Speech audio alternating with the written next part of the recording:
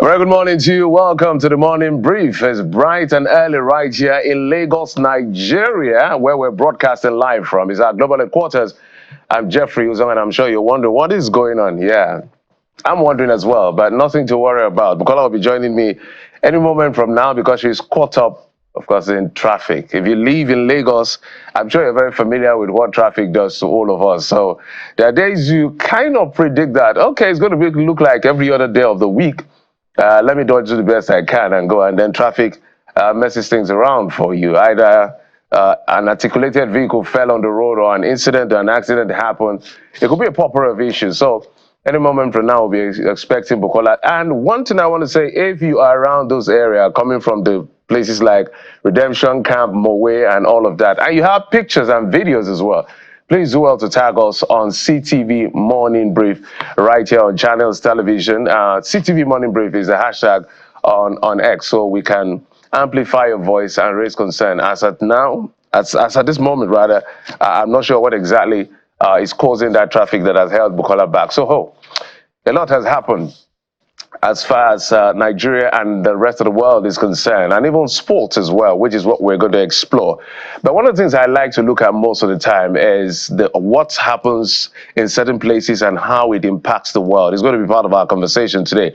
So yesterday, we're watching the numbers and the polls from the United States. So the way the election works, for those who are not familiar, is unlike Nigeria, where the popular vote is what is all that is required. If it's called the highest number of votes, and also you have the spread according to law, and in about 24 states, which gives the Constitution, the framers of the Constitution, I assume that means you have acceptance across significant number or areas in the country. You become the president of Nigeria, but hey, in America it's different. There's a popular vote, then there's the electoral college vote, and it dates back to how they decided on how they want to elect a new president.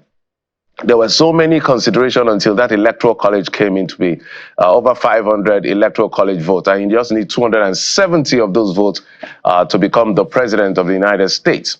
And the way it works is the number of members of the House of Representatives plus the persons in the Senate altogether make up the electoral college vote. So places like California has the highest number, which has 52 members of the House of Representatives and 2 senators. Each state has a senator. So places like Delaware, just 3 electoral college votes because they have 2 senators and, of course, one member of the House.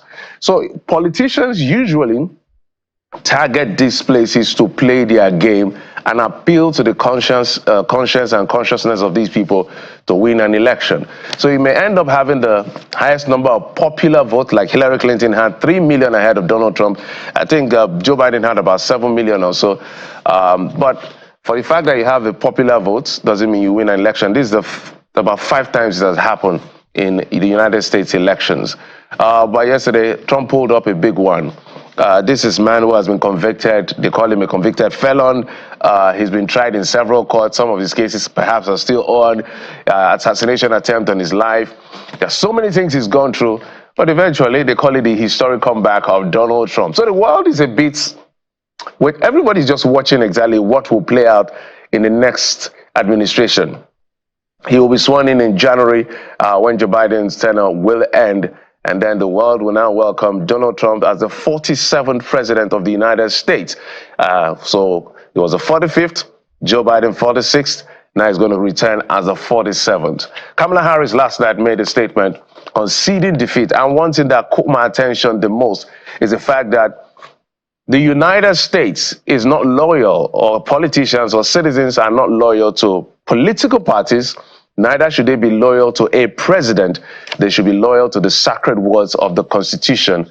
And based on that, you must accept the outcome of an election. She conceded defeat, but she said the fight continues. Well, Donald Trump wasn't that kind in conceding defeat. He denied that election all throughout the 4 years of Joe Biden. In fact, there was an insurrection attempt. So on that part, the Democrats did better. So what did they do wrong? What did they do right?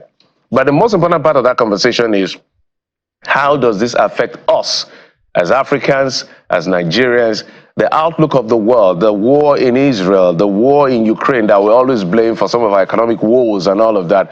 What happens next is a big question. And coming back in Nigeria, yesterday, we heard of the passing of the Chief of Army Staff, Lieutenant General Taoreed Lagbaja. Our thoughts and our prayers are with him at the end of the day. So let's get to our basic highlights. So that's where we're going to start from.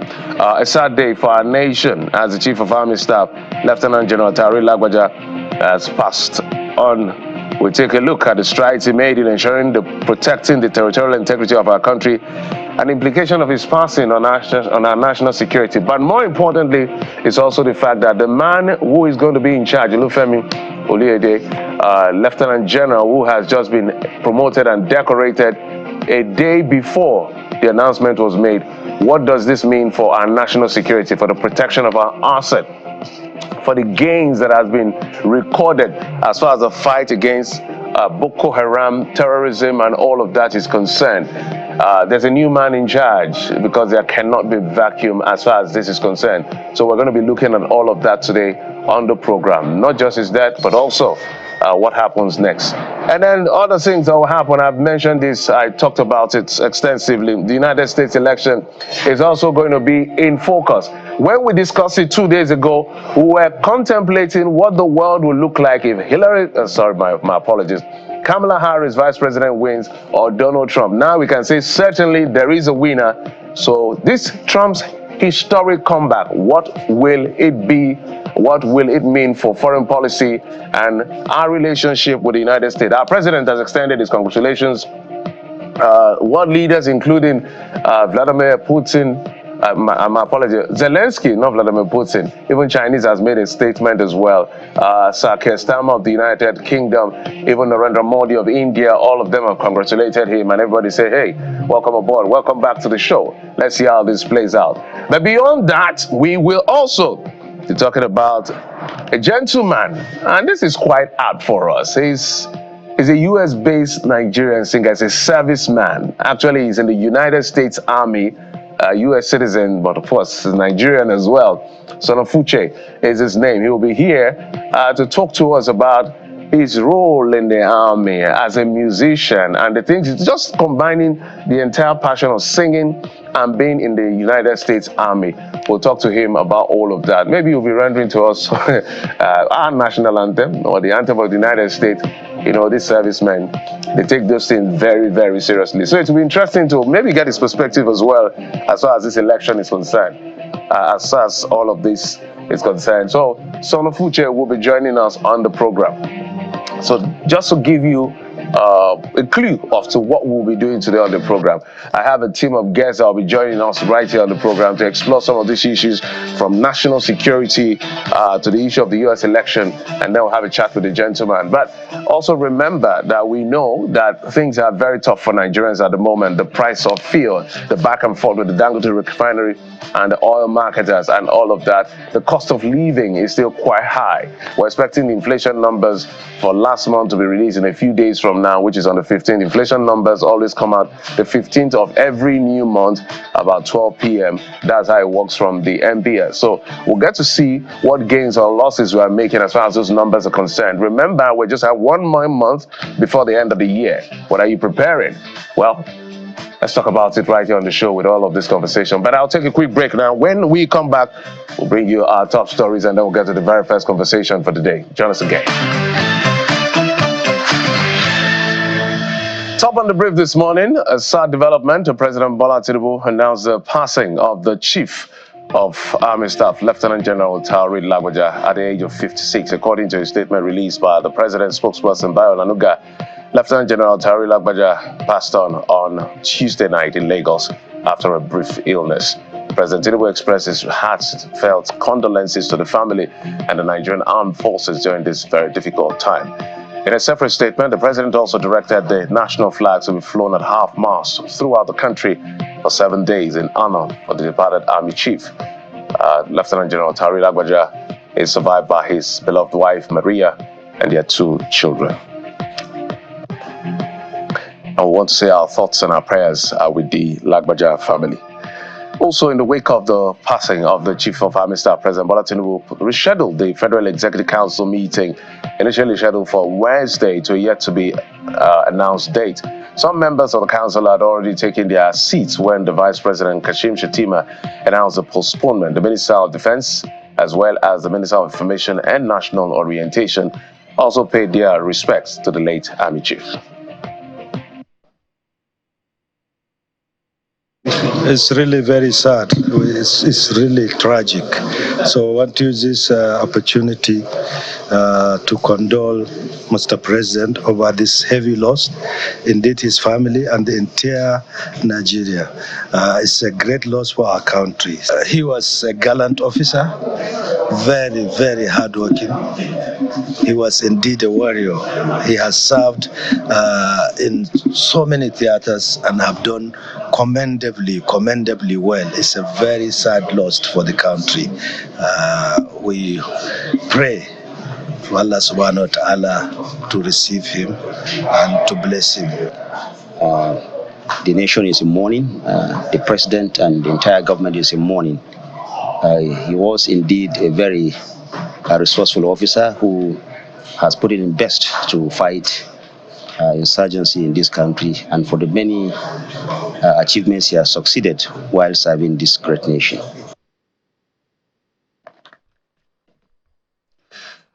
And away from that, unidentified gunmen have abducted the parish priest of St. Teresa Catholic Parish in Obolo Community, Isialamba, non-local government area of Imo State. Reverend Father Emmanuel Azubike, the spokesperson of the Imo State Police Command, Henry Okoye, told Channels Television that the Reverend Father was kidnapped while on his way from Port Harcourt on an official assignment at Ayayi community. He appeals to the people of the area to remain calm, as the command will leave no stone unturned in rescuing the Reverend Father.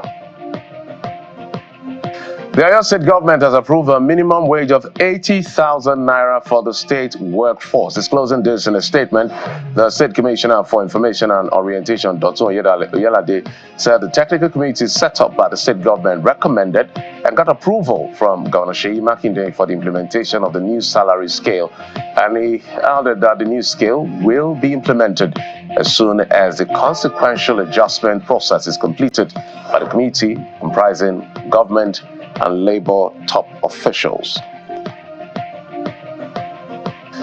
And on business, the World Bank has approved the sum of 50 million naira in support of Nigerian food and nutrition challenges. The country director of the World Bank, Ndiame Diop, revealed this during a meeting with Vice President Kashim Shettima at the presidential villa in Abuja.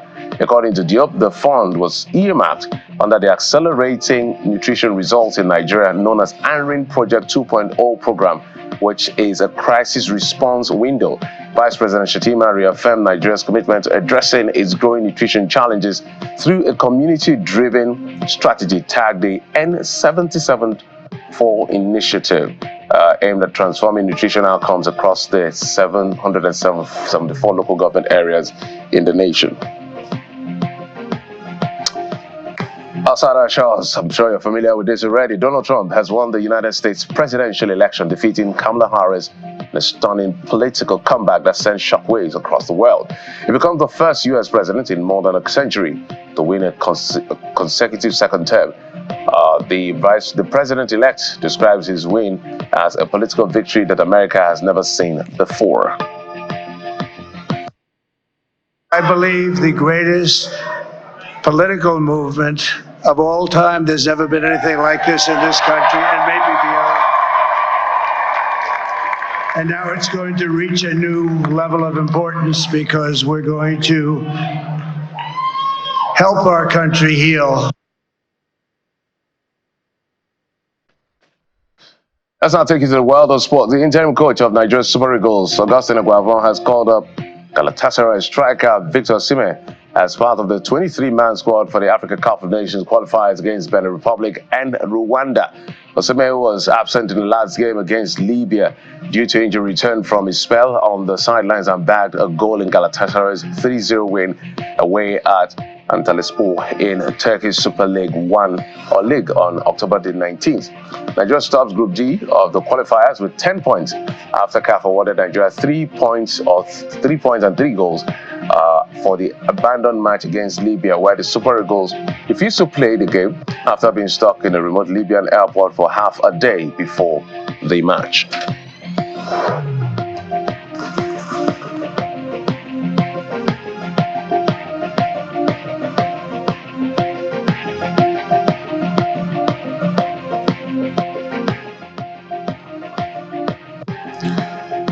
right, so those are the stories we've been tracking for you in about 24 hours and early this morning. So let's get straight to what you've been talking about on social media. But before we go, so that's the name. Those are the names. Stanley Nwabali, because I love when we win as Super Eagles. I love when we play. So all the shenanigans they did to us in Libya, well, thanks to CAF, we have 3 points and 3 goals that we didn't score.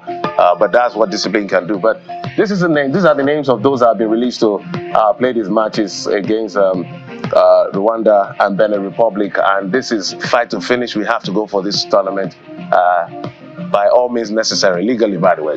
Stanley Nwabali, Maduka Okoye. It's been a while I saw him, by the way.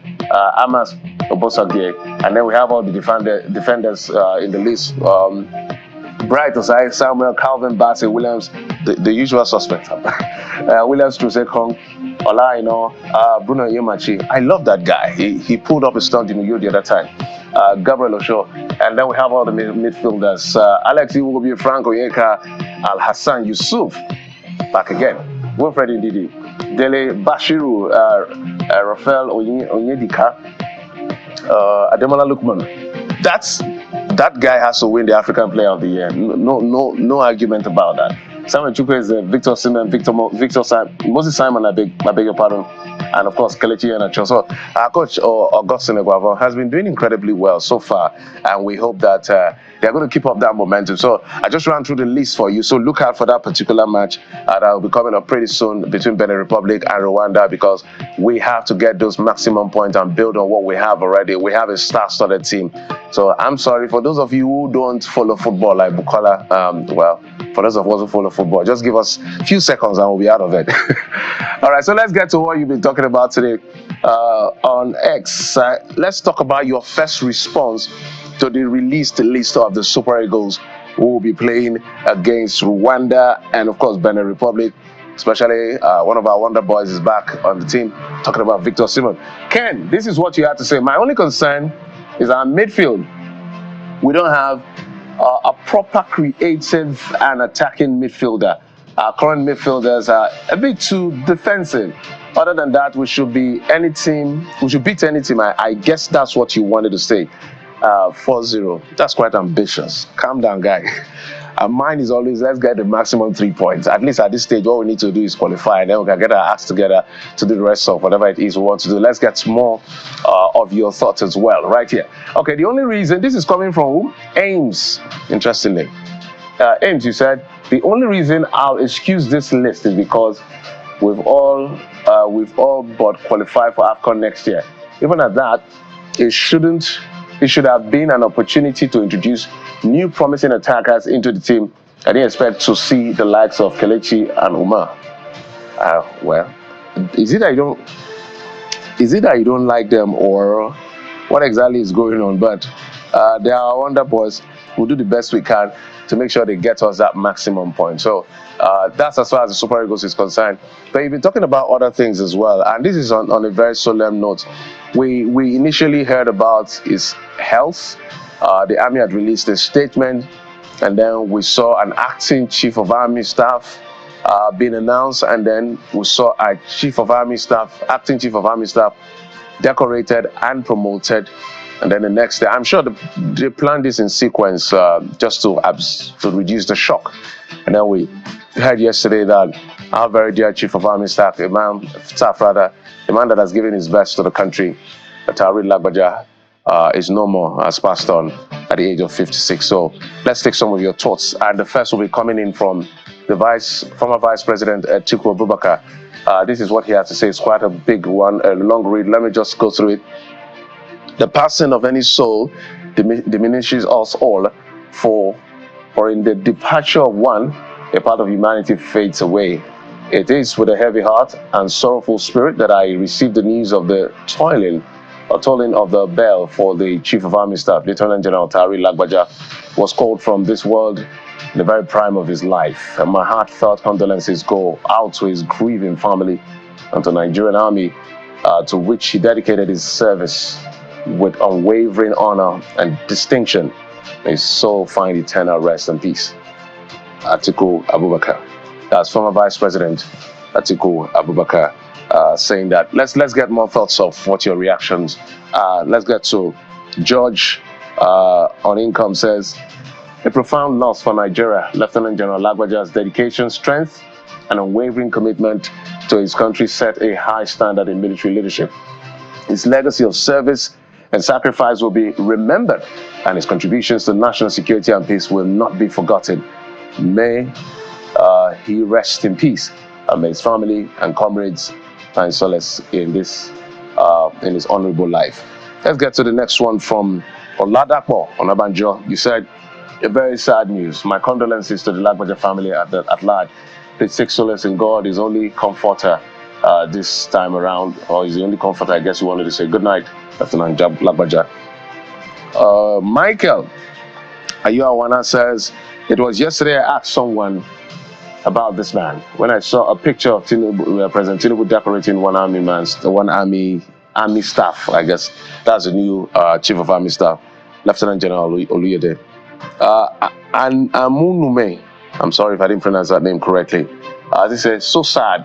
Is this what the government of Tinubu has been hiding? I don't think they were hiding anything. The last salute to General Lagbaja, heartfelt condolences to the immediate family and the Nigerian army and Nigerians. All right, Sheyi says, barely 2 weeks ago or so, the Defense HQ was debunking rumors of Lieutenant Lagbaja's ill health. May his soul rest in peace. But at the end of the day, it's about the fact that the man is dead, and we salute we honor his legacy, and we thank him for his service. And our thoughts, as always, are with the family of Lagbaja, who is left behind. So let's get to the international scene now as to what played out in the United States. Nigerians have been reacting, as well as the rest of the world, congratulating or responding to the victory of Donald J. Trump, who is going to be the 46th president of the United States. Right now, he's president-elect, waiting to be sworn in January. So let's find out what you are saying on this one. Obinna says, congratulations, Donald Trump, U.S. president-elect. Straightforward. Emmanuel says, congratulations to Donald Trump for his victory of the United States of America. Okay. Carla says, congratulations to real Donald Trump on his victory. Congratulations and best wishes in advance for becoming the 47th president of the United States of America. That sounds like somebody from India because I see the flag there. Okay, Kachi says, congratulations to Donald Trump on his historic victory. Here is to new beginnings and a renewed focus on America's future. Nakve says, congratulations at real Donald Trump. Hope to see peace in the world. Now you've made promises during your awesome campaign. Good luck. All right, so we had to just switch emotions from the very sad development in our country with our chief of staff now to the victory of Donald Trump. And so the world is actually looking out to what will happen as far as Donald Trump leadership is concerned. So we're looking at things like what will happen with the Israel-Gaza or Hamas war, now Hezbollah war. There has been so many deaths, over 40,000 across all sides, but the Palestinians taking the bigger casualty, including loads of children, and the United States has been divided over that issue as to supporting the U.S. and sending aid to Palestinians. They should just pick a struggle, but it's a complicated conversation as far as Israel and all that region in the Middle East is concerned. But again, I remember Donald Trump had been saying that if he was president, Putin wouldn't have invaded Ukraine. He blamed Barack Obama as well during his time, that it was during his time that Crimea was annexed, that during his time Putin wouldn't try what he did. So let's see the relationship he has with Putin, how this will play out. Will the wars end? How will this happen? But they have other domestic issues. The issue of the economy, which is biting hard on every citizen. The cost of commodity. Will he be able to revamp the economy and bring it back on stream? The issue of immigration, which has been a big one, illegal immigrants and all of that. And so it's just on expectation. We know certainly certain things that Donald Trump will do because we've seen him do this in 4 years. There are other things the world is just waiting. Is he going to do anything about Iran as far as this is concerned, because of Iran's support for Hezbollah and Hamas and all of that. So these are the things we'll be looking at the end of the day. But hey, we'll start our very first conversation with national security. We'll piggyback on the death of our Chief of Army Staff and the new man in charge, and what this outlook looks, what this will mean for us in terms of outlook as far as our national security is concerned. Then we'll get to the issue of the United States and wrap up with that conversation with a gentleman from the Nigerian Army who is also a musician. Join us again.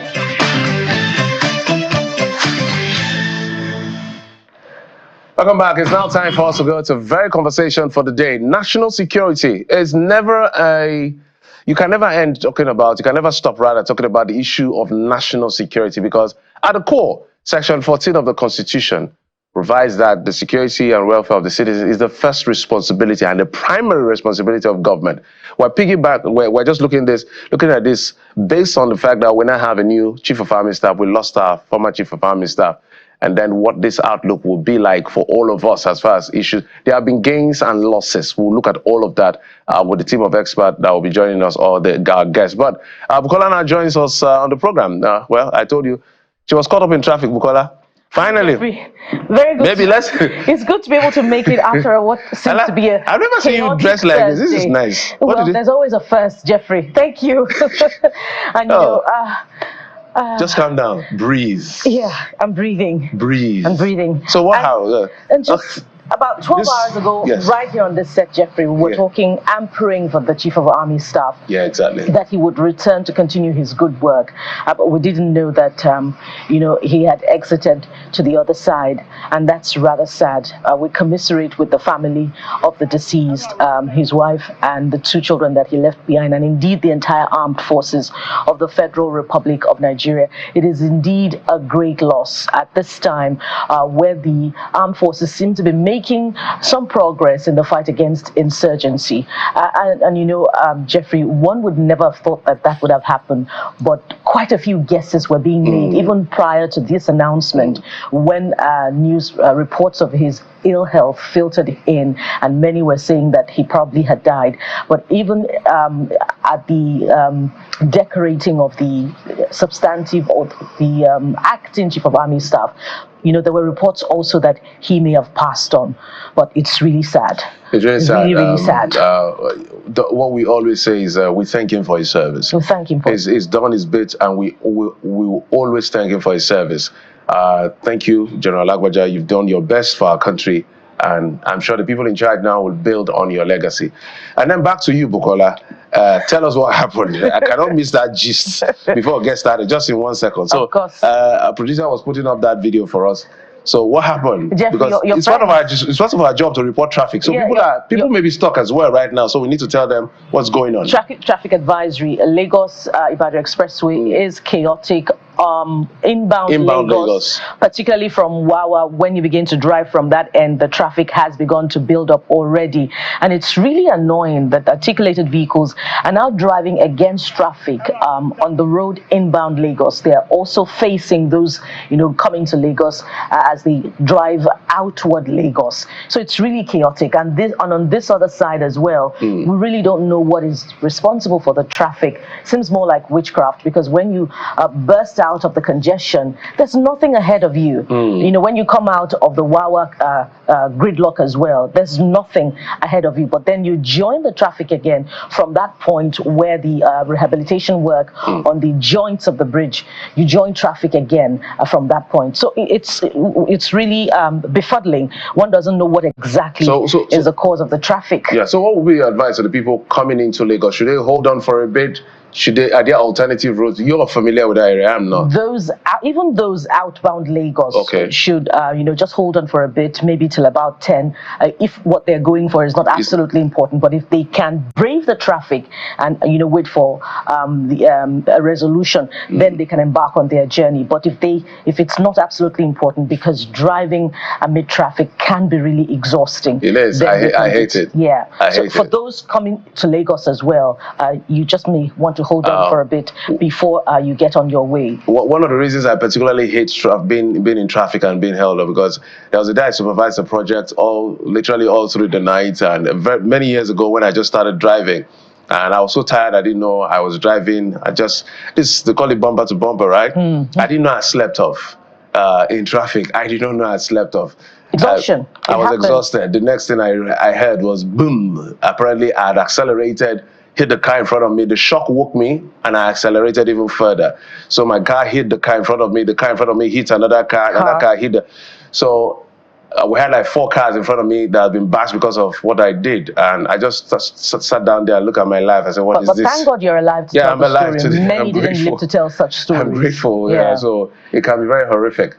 Okay, Bukola, let's get to the business of the day. Apart from traffic, and it has to do with national security. We've talked about this issue of the chief of army staff passing on. And the issue of national security. I've been joined on the program by a retired Army General, General Henry Ayola. He joins us from our Abuja studio. General, thank you so much, sir, for coming on the program. Yeah, good morning, Jeff. Good morning, Bukola. Thank you for bringing me on this morning. All right, General, I know this is, sometimes it's difficult. These conversations, you don't even know how to navigate it, because when a life is lost, there's nothing that can replace it. And this is a gentleman that has given better part of his life to service of our nation, putting his life on the line, and eventually rose to the rank of the chief of army staff as a lieutenant general.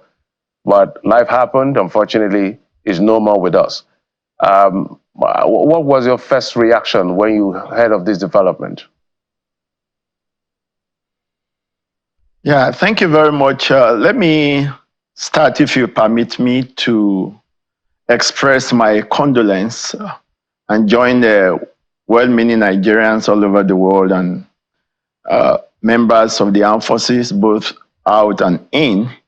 Our condolences first to the family, immediate family of our dear General Taufik Abiodun Lagbaja, the wife and the children, and the wider family of Lagbaja. I also like to express my condolence to the officers and men of the Army and the armed forces at large. And of course, by extension, to the Ministry of Defense and the President, Commander-in-Chief of the Armed Forces. It's one of those things, like you said, life happens, and we don't have control over certain things, but we thank God that he had come this far. I mean, usually for us who join the profession of arms, this could happen anytime, and right from the day you started training, you start losing, it's a kind of continual attrition. Some people even die while in the academy. Some die as second lieutenant. So for somebody who has even gotten to lieutenant general, it's something to thank God for. But all the same, we don't want them to go. And particularly for a gallant officer who have showed exceptional leadership, and at a time where the army really needs a crack infantry officer that he was, it's certainly painful for us. So it was, for me, first a rude shock. But again, I mean, we process things when they happen. And in the final analysis, we know that if it's something we don't have power over, then we just submit to the will of God. Yeah. And memories of him, visiting the members of the armed forces and trying to, cheer up their morale, flood my mind right now. And we recall how dedicated he was, particularly to the fight against insurgency. But speaking of pigging back, even further down history, we remember Joseph Akahan, who also died in active service in a plane crash, I believe in 1968, according to history. And not too long ago, further down the line, Lieutenant General Ibrahim Attahiru also died in active service in a plane crash. It appears that office, beyond the battle that the gallant officers fight, there's also a battle against that office. I'd like you to speak to that. It appears a testy office, or is it disconnected from that office? Well, okay, thank you. You went the historical lane. Actually, from the beginning of the history of the Nigerian Army, we started with the heads of the army were called General Officer Commanding. We had the first 4 who were British Major Generals, General Exam, The first, the second, Foster, the third, Mackenzie, and then the fourth was will be Everard. These were foreign officers, British officers. And then, of course, our own first indigenous was the General Officer Commanding General Johnson Agui Rossi, you know. But after that, then there was a changeover to the nomenclature to Chief of Army Staff, and the first was General Gowon, who then was a Lieutenant Colonel, and he was succeeded by the Lieutenant Colonel Joe Akahan that you mentioned, who actually was reported also to have died in a plane crash, you know, during one of the time he was touring, just at the beginning of not too long into the Civil War. Yeah, well, first and foremost, we know that the military profession is inherently fraught with all kinds of risk and danger, you know, and so that appears to look as if it's characteristic of the profession.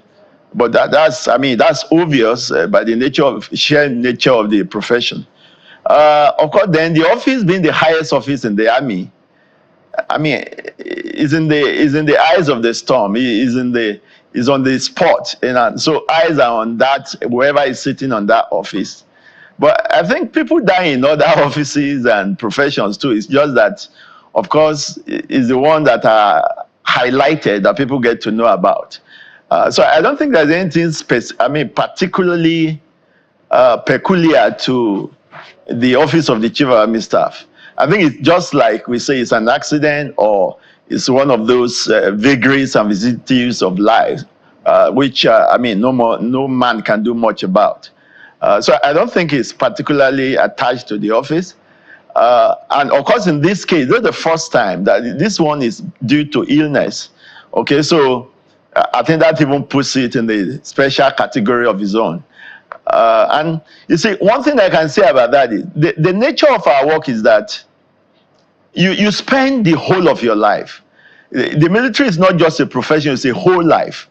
You are spent and you spend, and you know, sometimes you don't even know that you are sick because you are driven from morning till night every day. And you know, of course, you've been given that sense of invincibility, as it were. And so you don't even pay much attention to yourself. That's a tendency. And I think that's one first lesson for us to learn. Those of us who are out already and those who are inside, to know that, yes, we have this highest sacrifice to make for the nation. But then we must pay attention to ourselves, our health, how well we do. Inherently, of course, because you are always on your toes and all of that, the tendency is that you ignore even the signs that you get from your body. And because you've been trained to just keep moving on, you know, I mean, usually the popular saying we say, "Meaka oka," that is what brought you. During training, that's the mentality that has been inculcated into you. That no matter what you are feeling, just keep moving. Just go on with the programs, you know. And perhaps sometimes until you drop there, you don't even know anything was wrong with you. But I think it's a good lesson for us to learn, to know that there's a need, both for the leadership of the army now and the armed forces at large, to also, you know, pay more attention to the health of the officers and the men when in service and outside service, so that we can avoid some of these things where they are avoidable. All right, General, let's now piggyback on that. So look ahead. General Oluyede, Lieutenant General now, has taken over as the Chief of Army Staff. I'm sure substantive, because now that General Lagbaja has died or passed on.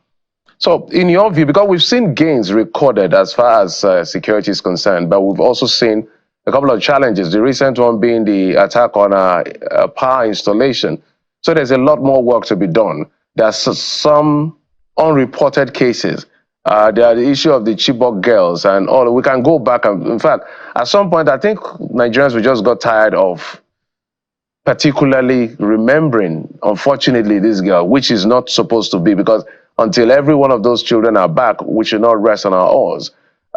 We've seen gains in part of the country, but we've also seen raging assaults as well on our facilities. If you were to set an agenda, let's begin from there, on the new Lieutenant General, who is the Chief of Army Staff, working with his colleagues, what will be that agenda for Lieutenant General Oluyede? Yes, thank you very much. Looking at the new chief, Lieutenant General Olufemi Oluyode, yes, looking at his own background, I mean, they have so much in common. First, he's a classmate to the immediate past chief. He's also an infantry officer. And looking at his CV, I see that he also had a lot of operational experience. He was also in the Operation Hadinkai in the Northeast and other, even outside and foreign operations. So he has all it takes to bring, an equal performance on board. And but of course, usually every commander will have his own style, at least some peculiarity that will differentiate him from another commander. So I expect that he will come in to revitalize the efforts, to give some new punches and maybe new strategies. Like you have said, one of the things I know General Lagbaja and the current Chief of Defense Staff, and in fact, this set of service chiefs are brought on board, is that of becoming more preemptively offensive. And I think that is the way to go. Preemptive offensive is what we need, as a strategy, not waiting for terrorists or insurgents or bandits to act, and then we are only simply responding. But I think what you should do straight away, of course, I like the situation where you don't assume that you know when you come to a new office. It's always good to take briefs, no matter how close or what you think you know, because in leadership, whatever you know is never enough to tackle the extant problem. You still need to be briefed. You still need to get to, update yourself with the reality on the ground. And I think the next thing you should then do, that I would advise, is let's deploy as much of technology as we can.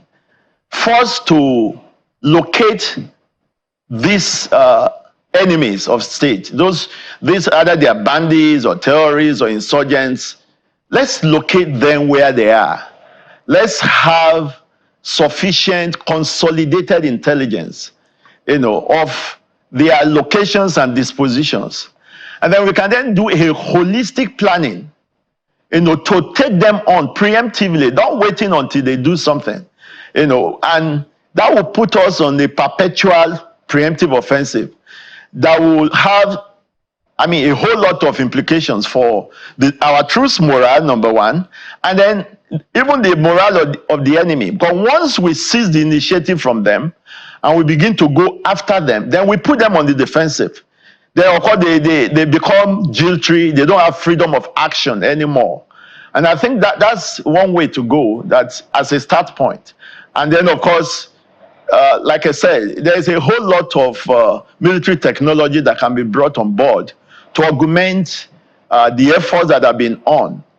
There's so much about the Internet of military things today. There's so much about, of course, we've seen this set of service chiefs bringing on board armed unmanned aerial vehicles, which can be rejigged and configured in appropriately with our orbit and become more useful. When we recall the introduction of when the Germans introduced the combination of air-land warfare during the Second World War, what do they call it? Blitzkrieg. Blitzkrieg, that's fast battle, which had a punch. Before the Allied forces could get an answer to it, it gave them some mileage, and some victory over the Allied forces. So we need to re-engineer and look at our organization itself vis-a-vis new platforms and weapon systems that can be brought in, and new military technologies of all kinds, across all the ranges, from armaments to communication to intelligence gathering to surveillance, and all of that. What we call C4 ISR, command control, communication, computer, intelligence, surveillance, and reconnaissance. So if they bring all that in, I think it will help to up our effort in all directions. So we'll talk more, I believe, if there's time, about what needs to be provided in order to purchase all of those infrastructure, and indeed if they're available, why they're not being deployed. But let's talk about the current effort. Just last month, the Defense Media Department reported the arrest of 164 terrorists, and I believe only last week or early this week, there were also reports of arrest of major terrorist bandits leader, amongst many that have also been arrested in recent times. And even yesterday, the Ministry of Justice is reporting the prosecution and conviction of 140 terrorists, I believe, and the dispensing of 560 terrorism cases. But the gains are not discernible in immediately agriculture, the agriculture sector, in seeing farmers return to their farms and in seeing transport networks improved for the movement of agricultural produce. Why is that? Why do you believe that is the case? Well, yeah, thank you very much. That is actually one of the immediate consequence of the long time operation of the bandits and the insurgents, how they have driven our farmers off the farms. So it's a long-standing effect where it happens that the effect is biting more now than before. And of course, it's going to take a while to be able to provide the needed security across our farmlands. I remember as Commander Operation Safe Haven, we got to that point where we had to establish watchtowers at the center of farmlands and deploy our officers and men to provide visible security so that the farmers are encouraged, because they can see the soldiers are on the ground, they can see the tower, and also whoever is going to cause trouble can see that there is, it's going to have a whole lot of problem to do that. So it helped a lot, but that was a local arrangement that we did. It can be done too, but when you think of doing that for the whole nation in all, the size of our arable land in Nigeria, that is why we require a whole lot of manpower to do. But we have come to a point where nothing is too much to be done. Whatever we have to do to ensure food security, to tackle the challenge of food insecurity, I think we need to do it. What it will entail will be that we will need to bring a surge in our manpower of the army in particular, since most of these are land-based operations. We have to bring in this. We have to do something. If we have to do several streams of recruitment and turning out, more soldiers so that we can have more boots on ground, that will certainly be required if we are going to tackle the issue of food security very speedily. If we are not going to wait till when, the immediate effect we are looking for will happen over time. Okay, so that's my suggestion on that. All right, General, I want to stay with the issue that Bukola raised that has to do with our farms, because we're talking about food inflation that has hit. Thank God it's coming down. It was at 40, but it's coming down. It came down to about 37. But the impact on the street maybe suggests otherwise from what the economies are looking at in terms of numbers. I know that when the president was campaigning, he promised a few things. And I can remember he talked about Rangers and something they call Forest Guard Force, as far as this is concerned. They also talked about, so now I'm talking about not just the army, now the entire security architecture to come to how we can be put together to help us get our farmers back to the farm. He talked about Forest Guard Force or Rangers. They also talked about repurposing or improving on the quality of our NSCDC officials so that they now provide security for our VIPs, and then our police will now do their work adequately to guard the place. We can also bring in the issue of state police in all of this. So why I'm asking this question, isn't it urgent enough, given what we're dealing with as a country, for the president to start implementing some of these promises he made aggressively across the country if food is that important? Yeah, thank you, Jeff. I agree with you totally. But I'm aware that some of the states are already implementing this. I'm aware. I've seen some. I think what we need to do, maybe other states who have not joined the fray should, but then there has to be an articulated grand design and a framework to incorporate these paramilitary agencies and with these other agents. I've seen the hunters, the vigilantes, the rangers. I've seen them in some of the states, that I've been to in recent time. And so it's a matter of now having a grand plan in our security architecture at that operational and tactical level to incorporate these elements, and in a way that they will be multi-layered to ensure that they are effective. Because if you just throw rangers into the bush to say, oh, they should secure farms, first of all, we need to remind ourselves that the situation we are in didn't just start like this. It got to this point. It escalated to the point where the basic enforcement agencies could not handle. We need to remind ourselves that. So just throwing, say, Amotekun or some rangers, some locally arranged rangers into play will not get the work done, because there's so much they can do at that level. We know the level of training that you're required, that is required for you to combat what we are dealing with right now, to combat insurgents and bandits. It goes far beyond the level of training you can give to rangers in a short while, and the handling of weapons. Handling a weapon is not something that you get to do well in a short time. Excuse me. Because even for us who are trained all our lives for that, there are differing skills at different levels. So, and that's why it must be layered, it must be multi-layered, and it must be well articulated. It's not something that should happen, sporadically here and there. It has to be coordinated from the top. There has to be a proper framework, and everybody knows what his jurisdiction is, and at what level you can handle certain situations, and what backup you have, so that when it gets beyond your what you can handle, you know what level of support you can call and how to do so. The communication network and everything will be put in place. I think that arrangement is what needs to be done now. But already those efforts are on, in trickles in different parts of the country.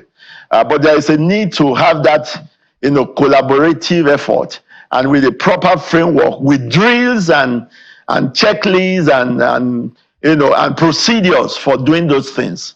That's how security works. Yeah. You talked about the successes, the gains that were recorded when you led Operation Safe Haven, and if that can be replicated, it would be important to increase recruitment in the army. Now, budgetary allocation over the last couple of years to security has probably been the biggest. And even if we looked at what has been allocated to security in 2024, we would also find a significant number. Why haven't we seen all of those elements that required, that we require for the success that we're looking for in the security sector, which is, important for our food security as well? Perhaps you could speak to that also. Yeah, thank you very much. That is a very important question you have raised. It's been discussed again and again. When I hear people talking about the budget allocated to defense in particular, I laugh, because it's still a drop in the ocean, when you compare with what is required. When you hear those big figures, you just need to back out, and ask yourself, how much does an aircraft? You remember when 1 billion was given to the armed forces? I think all that we got from that, visibly, is the aircraft that we got from the US then. What's the name now? I will remember the name. That we got, that set. The Super Tucano jets, thank you very much. That virtually swallowed that whole money.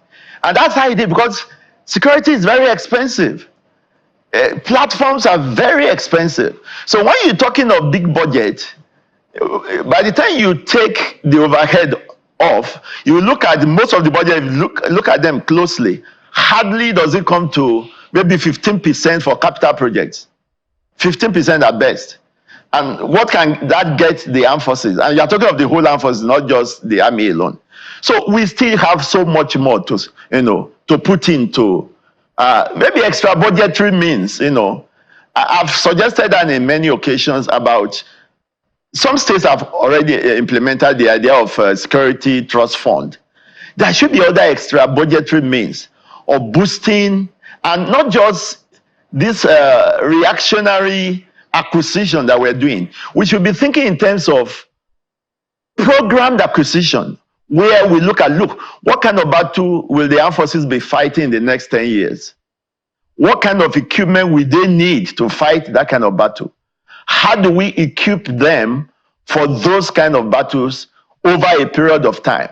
That's how nations build armed forces. No, of course, so far, because we have problems in our hands, we've just been responding to them and acquiring based on that. But pardon me, sir, we need to think beyond that now. If I may come in there, even if you have rightly noted that there needs to be a significant increase in budgetary allocation to security, to defense, can you rule out corruption in that space?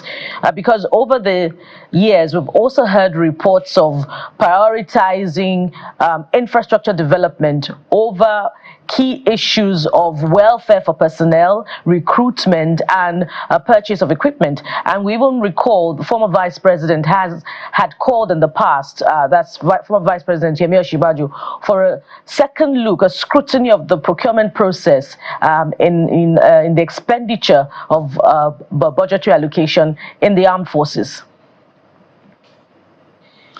Yes, thank you very much. That again is a very critical issue. In fact, it borders on policy issue. Usually, the way nations run armed forces is you move from policy to strategies, to structures and institutions and systems, and then procedures, drills and routines and checklists. That's the way it works.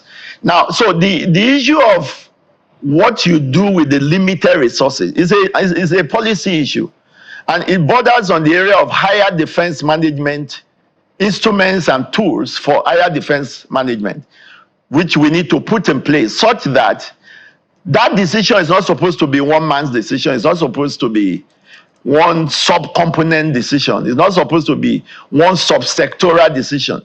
It's supposed to be a bigger picture that dovetails to each service now, and then the nation will have decided what are its priorities for that period. Okay, and for example, in the US, they have what they call the Unified Combatant Command Plan. It's reviewed every 2 years. Okay, and it is during that review you determine either you are increasing the number of commands, either you are adjusting their area of responsibility, or what weapons and platforms you are bringing on board. What all of that is not, usually it's not supposed to be one man's decision. It's not supposed to be somebody just deciding to put one institution in his village somewhere. No, that's not how militaries are run. So those are some of the what I call the higher defense management tools and instruments that need to be put in place. There are about 22 different such instruments. If you follow the US example, that we have some of them in ours, but we need to have more so that these decisions are holistic, they are taken at the highest level, the financial implications are known, and they are catered for in the budget. And then, of course, it ties even with the foreign policy of the country. So foreign policy, defense policy, all of those things must tie together as to what the nation is trying to do in projecting power and all of that. Right, that's how it should work. It's an ongoing conversation. Apparently, we cannot stop talking about the issue of national security, because that is where everything starts and ends. With security, we can develop, our economy can grow, we can strive, we can survive, and we can even record success in as many things that we want to be. When people know that they go to bed, they wake up, they travel on the road, they are safe, and all of that. So I must thank you so much, General Henry Ayola, a retired Army General. Thank you so much for coming on the program, for your perspective as well. Thank you, sir. Thank you very much. Thank you, Bukola and Jeff. Well, we will switch gears now to other things, and we will now head back to the United States, but right here from Lagos. The elections have been called. Donald Trump is president-elect, 47th president of the United States. Come January, he will be sworn in, I think, around the 20th or so. What does this mean for the Nigerians in the States and those of us outside the States in terms of foreign policy and the global peace? That's what we'll be talking about after the break. Join us again. Welcome back. Donald Trump has been elected the 47th president of the United States of America after serving as the 45th between 2016 and 2020 and surviving very many dramatic events in his career over the last couple of years. What does his election mean for global peace and indeed for America, the United States of America, and the entire world? Let's have this conversation. And joining us this morning is Dr. Peter Adeyanju. He is a lecturer, Department of Sociology, Faculty of Social Sciences, University of Abuja. Good morning, and thank you for joining us, Doctor. Good morning. Thank you very much. It's a privilege to be here this morning. It's good to have you.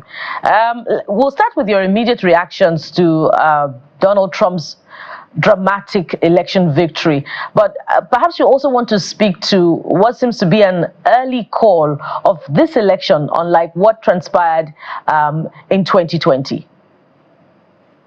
Yes, very uniquely and very remarkably. One of the arguments in 2020's election was it was actually the advent and the occurrence of the COVID-19. The COVID-19 actually accounted for why the 2020 election in the US was very unique and why the early call of this particular 2024 was also unique. In 2019, it was obvious that there are so many mails and ballots that came in after the November the 5th. And as such, most of the states actually argued why there shouldn't be an early call and then assenting to all of the vote cast by the citizens. So this actually accounted for the delay compared to the 2024 and the previous elections in the US. And actually in the 2020's election, that's the basis for Donald Trump's argument in relation to why should America look like, to his word, a third world country. Meaning that at least America should have maintained that culture, one, of ensuring that either or not, there should not be anything that should influence or affect the early call for the declaration of the President of the United States. So that's actually the uniqueness. In 2020, the COVID-19 affected or influenced the number of mails and ballots that came in, as well as the number of votes compared to the early votes and those that voted thereafter. So much of the members of the college could not actually be assembled on time. So that was the major reason there was a delay and there was a challenge. And there were also major issues arising from that election. For this 2024, you can actually agree with me, there was no instance or causes for any reason to delay. As all the states cast their votes, all early votes that comes in, and all of the electronic machines work effectively. So obviously, there was an early call for the declaration, and then you can see how the 270 was actually arrived at. Thank you very much.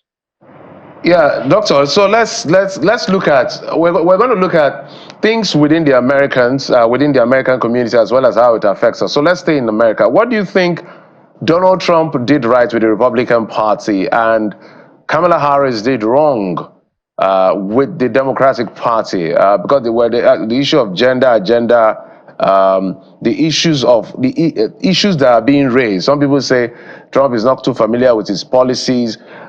Trump is not really, he aligns with the conservative ideology, not necessarily about himself. So what do you think exactly played out here? What did Donald Trump do right to make this big comeback as against what Hillary Clinton, why am I going back to Hillary? Kamala Harris did wrong in the Democratic Party? Is it that the campaign started late, or Joe Biden should have left off since, or Joe Biden should have run? Well, just walk us through what was wrong politically for the Democratic Party. Okay. Let's look at also the platform under which they run.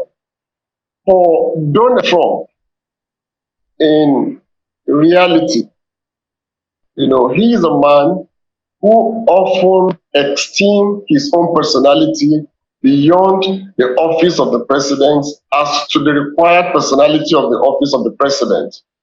His personality speaks volume. Okay? He's a man that finds it so easy to express his mind, not minding the office he holds. And then even the fact that he is also a nominee for the Republican before being declared now. Again, his personality overwhelms his public image. Okay, so you can't deny that fact about him. So for him, what he actually did that actually paid off for him was the fact that he's outspoken on addressing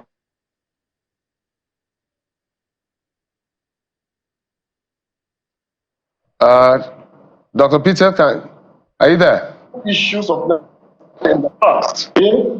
And then in the case of Kamala Harris, the very funny thing about her is that, yes, we can't also deny the fact that, but the fact that Biden didn't actually make it any declaration about her becoming Democrats was actually a minus too, because presumably, if she was the one who had the first interaction with Donald Trump, maybe that would have given her an edge. But there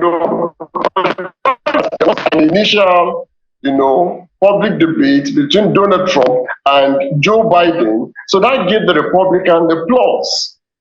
Again, for Kamala Harris again coming on board, yes, the fact that she is a female nominee, the gender politics actually was and should have been a plus for her, and actually that was a big plus for her anyway, considering the amount of patronage that she had.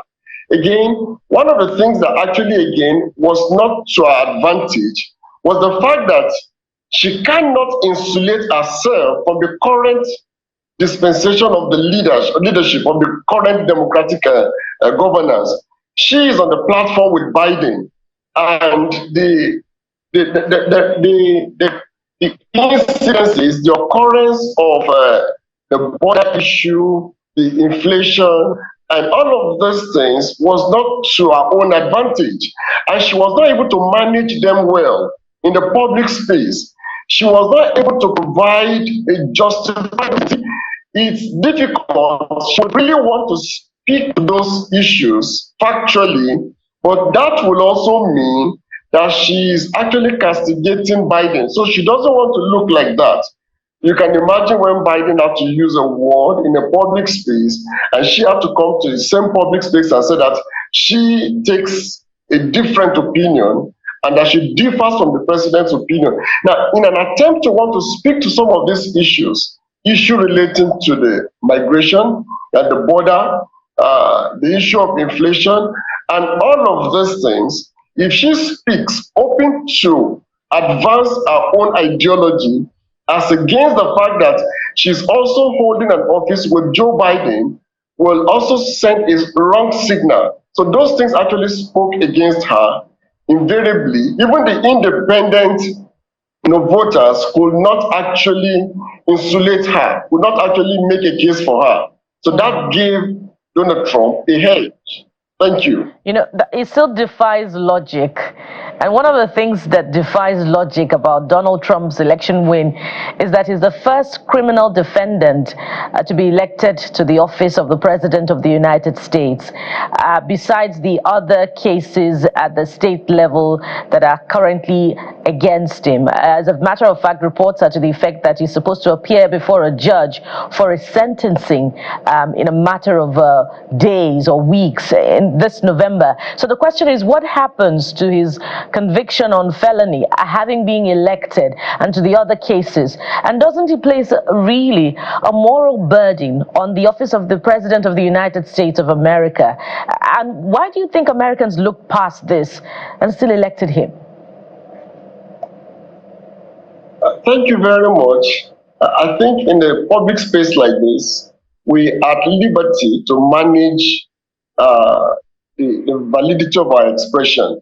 Now, let me say it categorically. It will be out of context to conclude that he's actually a convict. If you look at all of the judicial proceedings, if you look at all of the court precedents, actually, again, that gave Trump, a public sympathetic, vote to his own advantage. It's literally speaking in between the line. It looks more like a victimization presentation. And it will not be too correct to conclude that, again, that he is a felon. It will not be too correct, because if you look at the judgment of all the courts, and in line with those of the Supreme Court, even the Supreme Court, as at this moment, still believes that all of his actions in office is to be seen as to the office he holds, not in relation to his own personal decision. And that is why the independent jurist who is advancing some of these arguments is that rather than looking at his decision as to the decision of the President of the United States of America, rather it should be looked at in relation to what they should look at it as his own personal decisions. Now, you cannot also conclude that way. So to me, in the US, the unique thing about the US is that whoever they choose to vote for, it is not on the basis of allegations, one. Two, that even if it is, there was a time, you can appreciate this, that even for a nominee on a ballot who was voted... All right, Doctor, if I may butt in, my apologies, because so that we can manage time. So, it's a public arena, so let's put facts where facts should be. It was convicted, 34-count charge. That has to do with business. So as far as that is concerned, he's been convicted in the judicial system in America. That is fact. Whether he's going to appeal that and all of that is a different case. He has so many cases. Some that has to do with his presidency and the insurrection. Some has to do with his personal life in terms of business practices and hush money and all of that. But we know that particular case, he's been convicted by a competent court, and that is fact. But let's bring it home, Doctor. What lesson can we learn with the American election? The civility that we saw. Yesterday, we saw Harris come, and I was watching her last night. It was so graceful to see. It's not just because of Harris or Donald Trump. The way, the civility of the West. We always criticize them, but this is one moment where we need to admire them. She said, look, we abide by the Constitution of America. We are not loyal to a person or a political party, but to the Constitution. And that's why she conceded, because there has to be a transition from one government to the other. So we're not going to see judges and senior advocates going to courts and all of that. Donald Trump is not maybe necessarily a great example of that, because they call him an election denier. But let's use the immediate one. What lesson can we learn in the conduct of this election? It was so quick to call, as you recognize. What can we learn as Nigeria?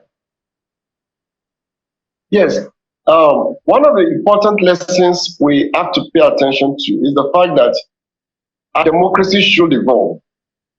And our democracy will have to evolve.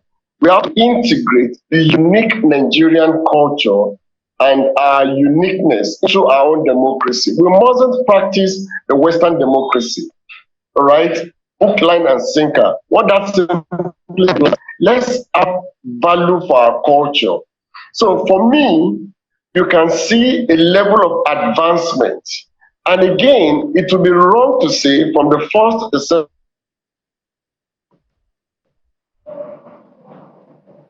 Dr. Peter?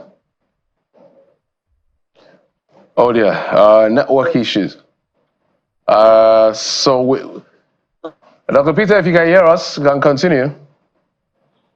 Okay, so whilst we're trying to get back and reconnect with Dr. Peter, so basically we're just trying to see what we can glean from that election as far as is concerned, because it held in November 5th. There were early polls as well, early votings that came down to 75 million votes, and then there was an election in less than 24 hours. We had results, and we already knew who won also. Dr. Peters, are you there? We understand you're back. Oh boy. Okay, so I was saying that it's not the situation that we found ourselves in 2016 or 2020, where everybody was waiting for maybe slightly longer time, but this was quick as possible, and it was clear that this has been done and dusted. We've covered elections on channels television for many years. It's a luxury we don't have. We have to wait and wait and wait for 3 days. An average Nigerian election is called in about 3 days, and it's around midnight or early hours of the morning. Doctor, sorry, we had connection challenge with you. So now that you're back, maybe you land on your thoughts as we begin to wind down. Yes. One of the things that we must learn is that we must make good use of technology advantage. We can see beauty, advantage of technology. Technology simplifies, all of human efforts. So that is the beauty. Okay, if we talk about, look at the last election in Nigeria. We also appreciate the fact that we now have an IREV, we have electronic machines, we have electronic means of casting our votes. That is a plus. So we should explore that to our own advantage. Okay, and reduce manual activities. Then number two, it has to do with the integrity of the political parties and the candidature themselves, the candidates. The candidates must appreciate that they need to exemplify integrity. The instance where an election is being conducted and declares an election, the electoral body declares an election, the first thing to do is to concede defeat. And if you think that you have basis, okay, of objection, there are procedures. The court is there. Avail yourself the opportunity. Go to the court. We have seen it in some nations in Africa, and we have seen it in some states here in Nigeria. And good enough, these are things we must do. We should stop putting the populace in trouble, and we should stop discrediting ourselves as a nation. So these are specific lessons we must learn. Make good use of technology to our own advantage. And in doing that, the integrity of the candidates also matters, and the political party. And we must also, as a matter of fact, begin to deconstruct money politics, money bag politics. It will not help us. It will not help us as a nation to advance. And I think these are important things we must put into perspectives. Thank you very much. As we wind down now, it would be remiss of us to have this conversation without talking about what the Trump victory means for U.S.-Africa relations, and specifically U.S.-Nigeria relations as well. There's been a mixed bag of reactions to that effect, with reference to, the support for Nigeria for the purchase of arms during the first time of Trump. But there are also worries about, the impact of his presidency on migration. So what are your thoughts on this? Yes, the basic truth and the fact on the table is that there is no nation in this world that will not recognize Nigeria, indeed, as the giant of Africa. Now, Nigeria, we have the market. Nigeria, as of today, we're still the most populous black nation in the whole of Africa. And again, this strength of Africa defines Nigeria's strength. So for me, the victory for Donald Trump is a positive, it's going to bring something positive to Africa. Yes, in politics, there are rooms for propaganda. And it would not be too correct to say that Donald Trump is absolutely against the black. That's not correct.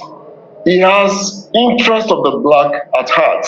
And you see, you can't also deny the fact that the peace of Nigeria, the peace of Africa, is the peace of the United States, is the peace for the world. So at no point should America negate, the contributions that will come from Nigeria. So for Nigeria, the most important thing we need to do is for our leaders, our president and the Minister for Foreign Affairs, we need to have specifics listed, scripted in our foreign policies. We should have specific things we are asking for. We don't just go to international programs or events or activities without having specifics to ask. We should be able to negotiate. When presidents of the world meet, they need to negotiate.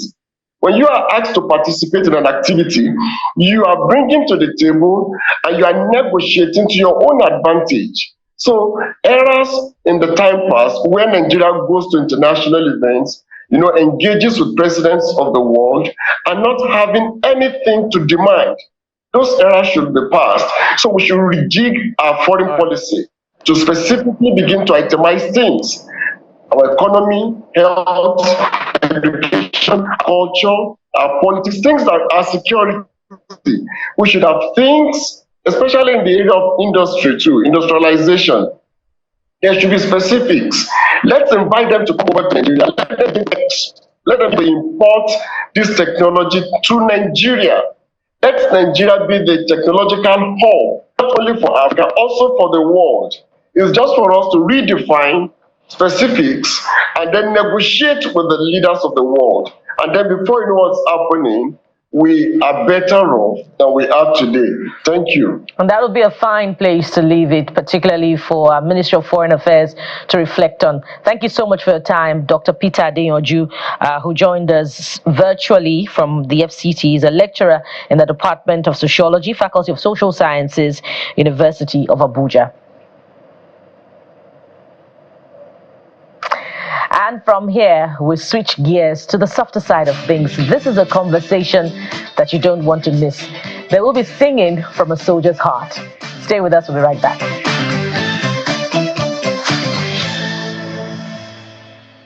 All right, welcome back.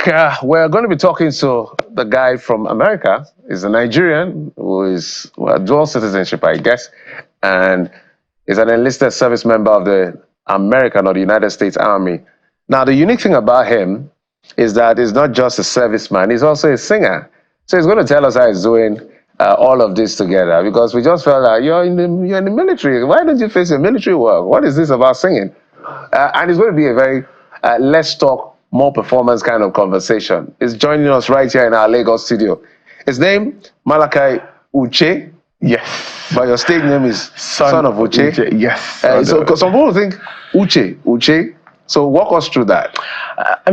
Welcome to China. Welcome home. Thank you. I know you're on holidays here. I know. Like celebrating my family and my dad especially. I lost him a couple of years ago, so I came back to do his remembrance and final rites.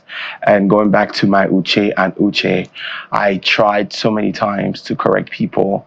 My name is Uche, not Uche, but it didn't work. So I decided my name is whatever you call me. So if you call me Uche, I take it. If you call me Uche, I take it. So yes, that's how I got the name. Yes. And I've asked several times, how did we get this name? Both my mom and dad, they couldn't tell me anything different.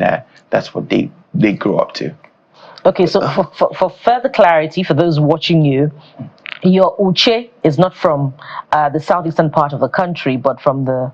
It's from Cross River. Okay, which part of Cross River? I was Alifokpa. That's in around the Ogoja area. Yala local government. Yeah, I'm very familiar. Right. There. Oh, awesome. Yeah. So before we get to your personal, let's piggyback from what we're discussing with our guest. Awesome. You're in the U.S. Army. Correct. The elections have been. Did you vote? As a civil right, obligation for all American citizens, and it was a pleasure to do what I had to do to contribute to the success of the election. Okay, I didn't ask you who you voted for. Right. And it's private. Right. It's totally private. Right. For what it's worth, I have to put it out there. And whatever I say right now, it's my opinion. I'm not speaking on behalf of the U.S. Army or any part of the U.S. government. This is me, and it's my privilege to be here to share this moment. Without trying to drive you into politics, of course, that's not our job. We won't do that to you at all. Just your overview of how things played out in the last election. Ooh, it was a tough one. I was privileged to be there all the while till a couple of weeks ago when I had to come celebrate my father's remembrance. And you see the momentum of the people, you see the early voting, you see the way people lined up to express their civil duty. It's a big deal because America is where America is, and every 4 years people get the chance to choose who they want to be in the office. And I think the people have spoken, and they spoke loudly. Very loud, I must say. I mean, I love the entire, I love both candidates because as a service member, it is my job to protect the Constitution of the United States of America. So whoever is in the office is my commander-in-chief.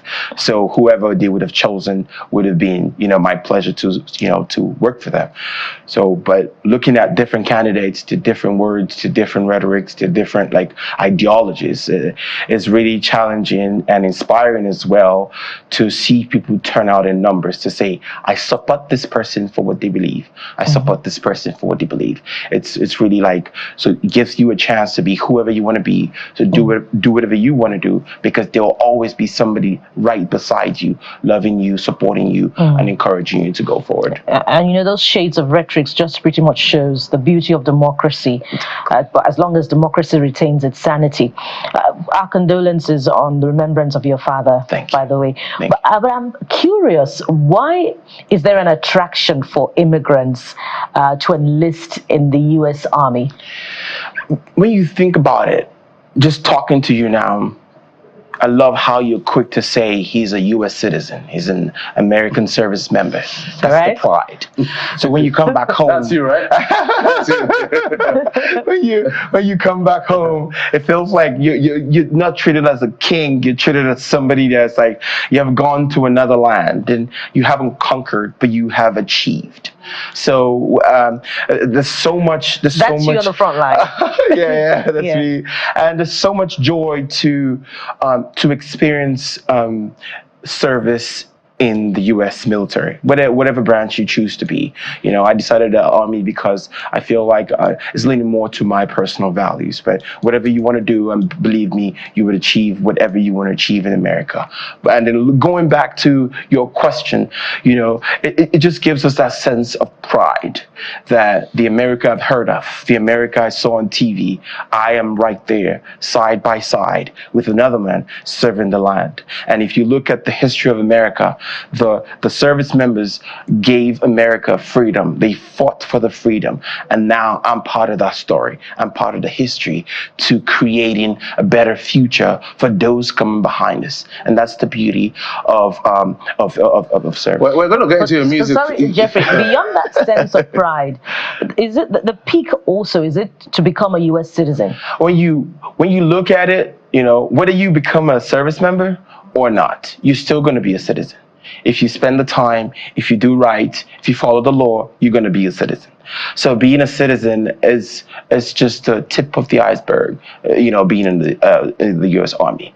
But there's that the camaraderie when you're there. Your perspective changes because now you see a white man and a black man sitting eating. We're laying on the ground. We're fighting for freedom. We're fighting for peace, and we know that no matter what, if we don't do this, my people would not be free. So that sense of pride keeps you going, keeps you strong. So let's move from the gun wielding, the gun carrying, Son of Uche. Let's move from Malachi Uche. This is Malachi Uche. Right. So let's transit to son of Uche. Right. You get a point. That too. What happened? Walk us through that as well. Let me hear you say, oh yeah. That's just how I do it. You know, like I just go on stage and be like, ladies and gentlemen, what up? You already know it's your boy Son of Uche. Let me hear you say, oh yeah. Oh, yeah. So my brother is like a big factor in my musical career. And he's a vocal coach, he's an artist, he's a performer, he's a writer, and he's all that good stuff. And I was back home in Alaska, cold, and I started looking for what to do. I started looking for how to make myself useful, because yes, you're a service member and you are 24 hours a service member. So if I'm called right now, I have to leave, right? But after that, you want to have a life. And when you're doing your job, right, you're doing your job. So you go 9 to 5 or whatever time you have to do your job, you do that. And then after that, you come to your family, you come to your kids, and then you look at yourself. What am I doing with myself? So when I'm not wearing that uniform, who am I? Am I just that uniform, or am something more? So in search of something more, I find myself being, I used to be in the choir. I used to be in the children's choir. I used to be an altar server. I could go to church. I could do this. I could do that. I can recreate myself apart from my job. And that's what I try to do. And that's what motivated me to singing. And the fact that I also would always want to fuse African story with the American story. Really also, I want to use the word gingered me to be like, okay, we can do this. There's nobody here doing what I'm doing, because like I said, I was in Alaska at that time. So I was like, I can start doing this. I can start doing that. And then boom, here we are 3 years later. Maybe we'll get to listen to your music. Right. I know you've done anthem, you've done Christmas songs, you've done all sorts of stuff. It's interesting to see a serviceman doing this, and a quite amazing one. So let's get to hear some maybe a piece of your work, and then we'll come back. By the way, his brother is also here. At some point, we're going to bring in his brother to join him, and they're going to perform for us right here on the program. I'm excited. Just stay with us. I'm excited.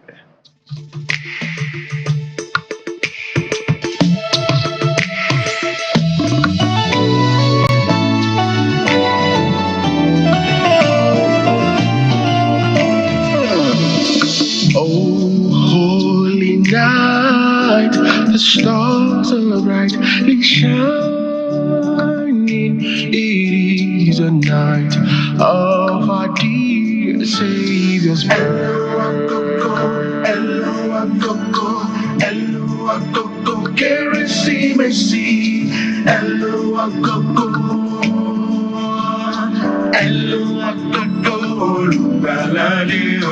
Long lay the world in sin and terror pining, till he appeared and the soul felt its worth. Watch your arrow, imole, one kilo down, a thrill of hope. The weary world rejoices, beyond the breaks our new glorious morn. Come on your knees, oh, hear the angels' voices.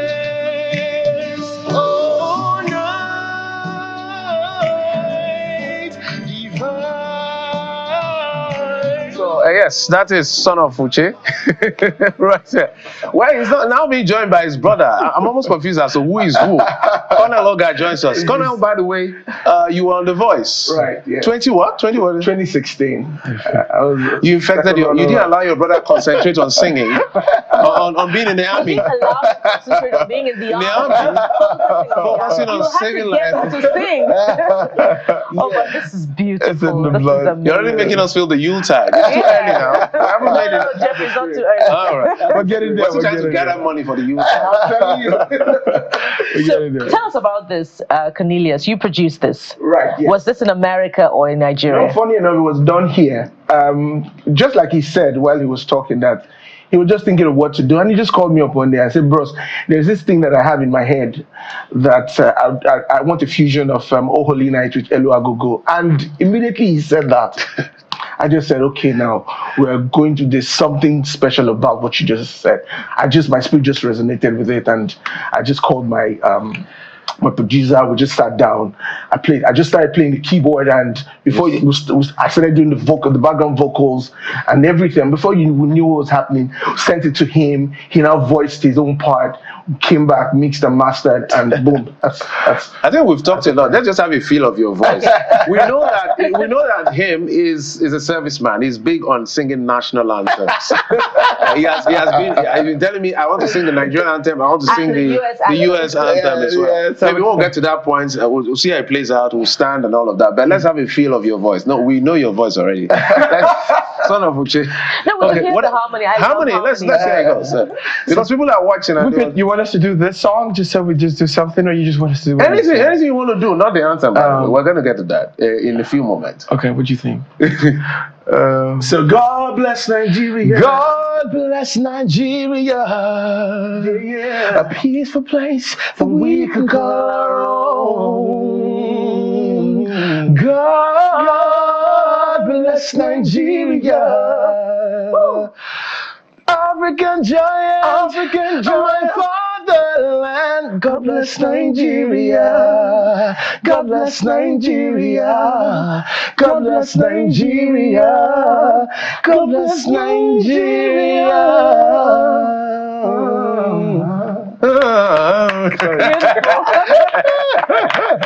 Oh boy, that is so. Jeffrey, I know that we have a torrent of questions. Yeah. But let's go to that anthem. Okay, so that there will be peace in the house. Okay, so he had told us that he's a serviceman, and they are big on things like this. So Nigeria has when he told me he wanted to sing, I wanted to say, which of the anthems are you singing, please? I want to be sure you know the latest update. They said Nigeria will hail this. So maybe we're going to rise and sing our national anthem. Oh, I love this. Oh, what we could do is I would do the American national anthem first. Okay. And then we both would do the Nigerian anthem. Okay. So we can sit since it's the American anthem. Exactly. We're not US citizens. We're not US citizens. So we can sit. Yes. Wow. Go ahead. Wow. I feel discriminated against. That is fine. So, I'm happy. Our apologies. Apologies. It's okay. So you go ahead. I'll just wait for the supposed to key me in. Oh, Are they ready? okay. Maybe I don't know whether you can get it, but.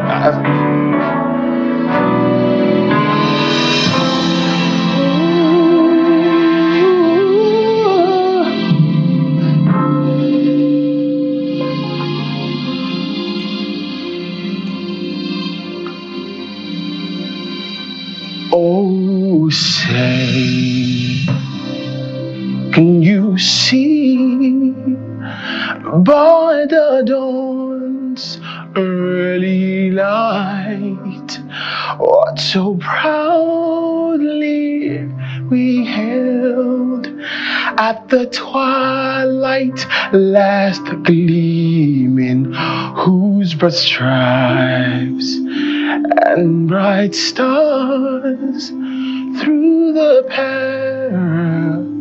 perilous fight. Oh, the rampart we watched was so gallantly streaming, and the rocket's rays glared the bones resting in them, gave proof through the night that a flag was still there. Oh, shade us that star-spangled banner yet wave. Oh, the land of the free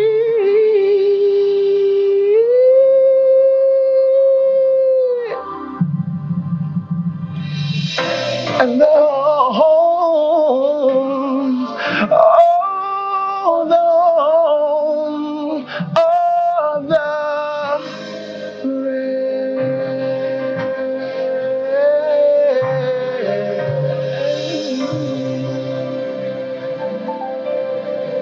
Beautiful.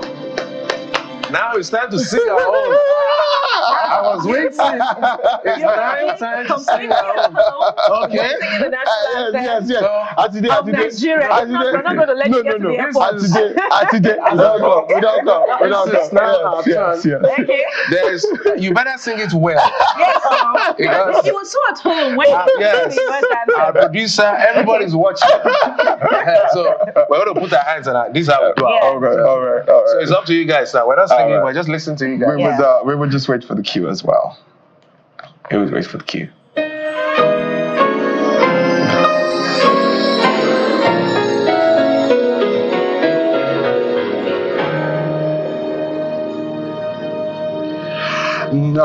'Nigeria, we hail thee, our own dear native land.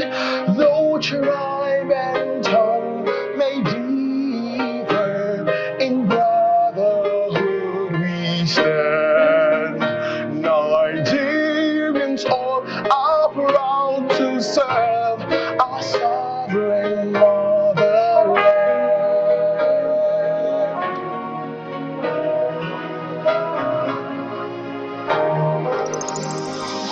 Our flag shall be a symbol that peace and justice reign. In peace or battle honored, and this we count as gain. To end unto our children a banner without stain. O God of all creation, grant this our one request. Help us to build a nation where no man is oppressed. And so with peace and plenty, Nigeria may be blessed.